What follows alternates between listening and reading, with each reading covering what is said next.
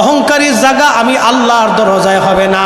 এই জন্য টাকার অহংকার করা যাবে না, ক্ষমতার অহংকার করা যাবে না, সম্পদের অহংকার করা যাবে না, জনপ্রিয়তার অহংকার করা যাবে না, এলেমের অহংকার করা যাবে না, ধনের অহংকার করা যাবে না, সন্তানের অহংকার করা যাবে না, জাগা জমির অহংকার করা যাবে না।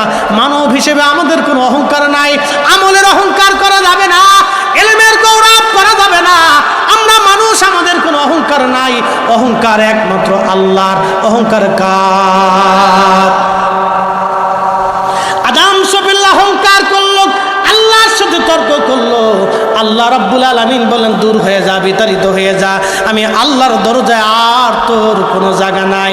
তার মানে আজাজিল যা করলো আমাদের উল্টা তাই করা লাগবে। আজাজিল অহংকার করলো, সেজদা দিল না, আমাদেরকে সেজদা দেওয়া লাগবে। আর আল্লাহর দরবারে মাপ চাইতে হবে।